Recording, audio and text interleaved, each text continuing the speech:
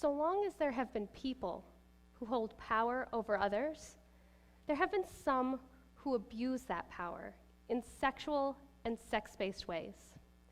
And while this phenomena has occurred throughout all of human history, it wasn't until the 1970s that we had a name for it: sexual harassment. In the decades to follow, we would see cases such as Anita Hill's testimony at the Clarence Thomas hearings and the Navy's infamous tailhook scandal. The conversation continues today with the Me Too movement, raising awareness about some of society's most powerful individuals abusing others through sexual harassment. Harvey Weinstein, Roger Ailes, Charlie Rose. Just a few examples. The Time's Up movement followed, demanding real change for the prevention of sexual harassment in our workplaces. But how should we prevent sexual harassment? Well, one solution that's often touted above all the rest by both researchers and practicing HR professionals is training, sexual harassment training. But is it effective? I started to question that during an experience at a former employer. I was sitting in my office and I got an email. The email said that everyone had to go to sexual harassment training in my work group because we hadn't gone in 3 years and we were out of compliance. And as soon as the email popped into our inboxes, there was outrage in the hallway. Why do I have to go to this? This is a waste of my time. I'm not a harasser. No one's victimizing me. This is all a joke. They can't make me.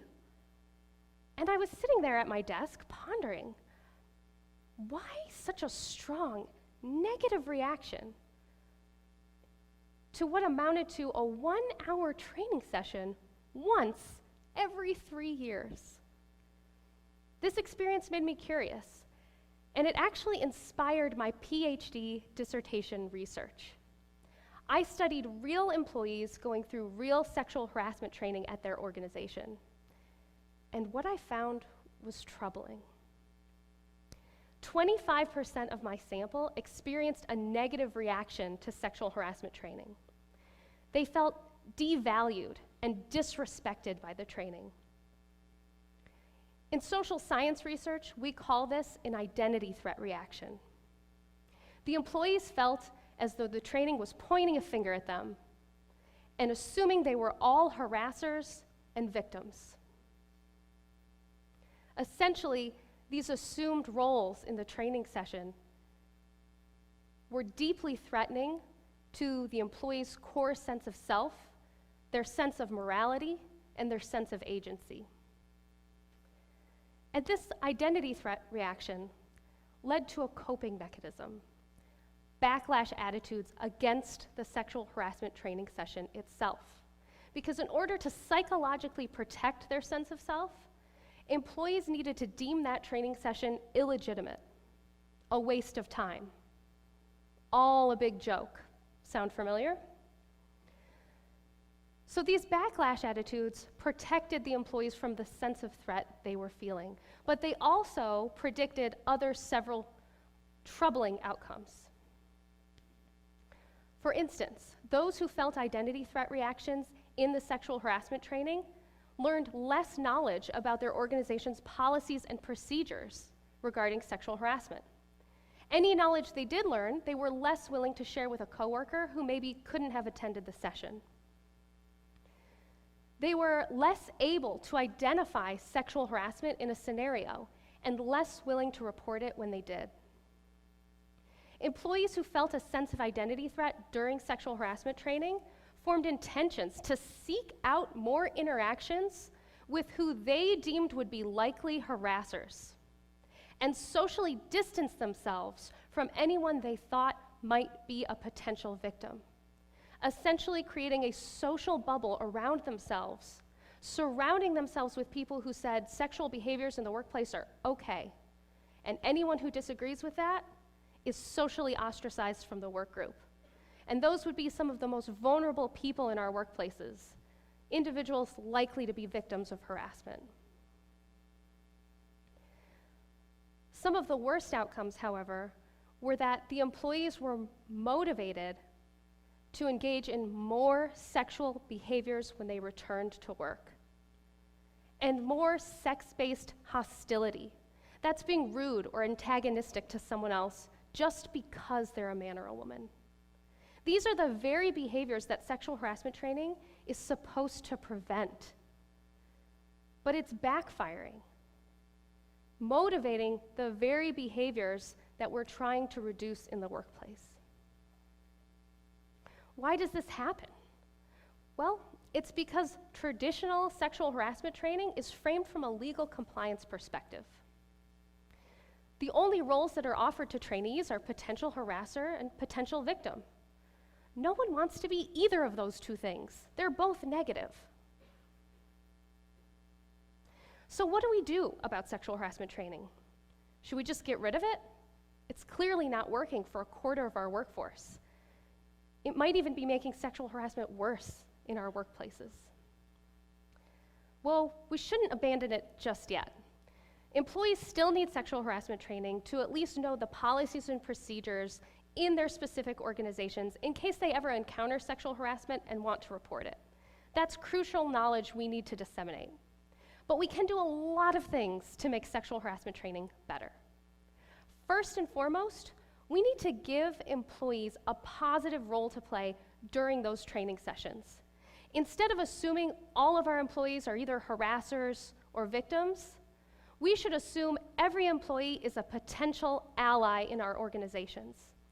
And we should teach them effective bystander intervention techniques so that when they see sexual harassment happening, they can step in and intervene in an effective way.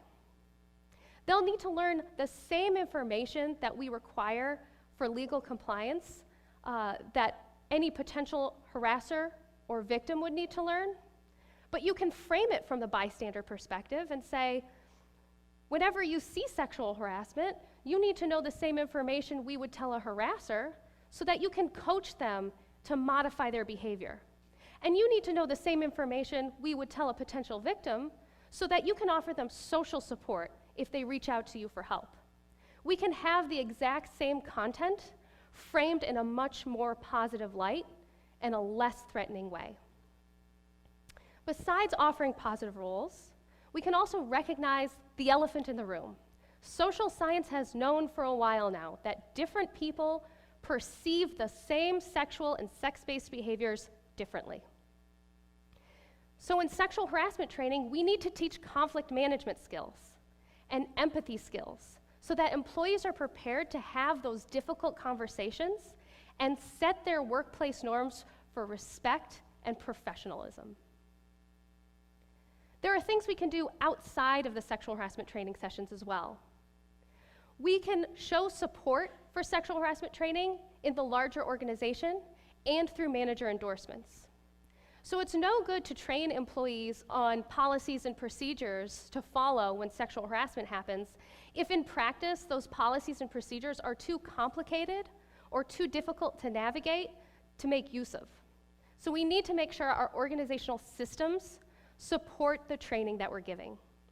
And managers also need to support the training that we're giving. During the course of my research, I've seen managers pop into a training room and make sexual jokes to the sexual harassment trainer. All that does is undermine the seriousness of this issue and the seriousness of the training their employees are going through. It sends a signal that when you come back to work, you don't have to listen to anything you heard in that training session. Managers need to endorse sexual harassment training and take it seriously, sending signals to their work group that they should do the same as well. Finally, organizations should evaluate their sexual harassment training. You'll never know if your training is motivating sexual harassment behaviors in a quarter of your workforce unless you evaluate it. All this advice is great if you're a PhD or a CEO, but what if you're just a regular JOE? What can you do to make sexual harassment training better? There's a lot of things you can do. First and foremost, you can be an ally. And you can be an ally regardless of the quality of your organization's sexual harassment training. Don't let a bad training session threaten you and motivate you to engage in unprofessional or inappropriate behaviors at work. Don't let a bad training session lead you to have a negative reaction that undermines the purpose of that training.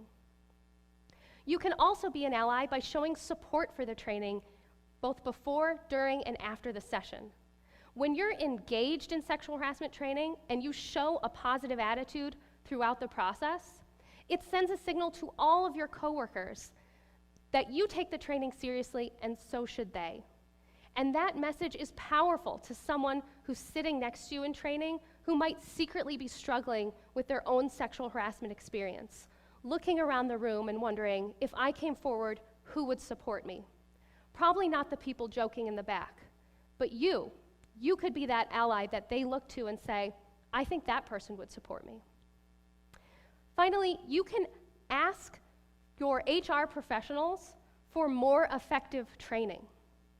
Ask them to provide you with training that doesn't just cover the legal definitions, but also gives you the conflict management skills you need and the empathy skills you need to successfully navigate sexual harassment situations in your work group. So long as there have been people in power over others, there have been some who abuse that power in sexual and sex-based ways. But there have been a whole lot more who've been willing to stand up and say, me too. I believe you. Time's up. I can change. We can work together. And now, here's what we're going to do about it.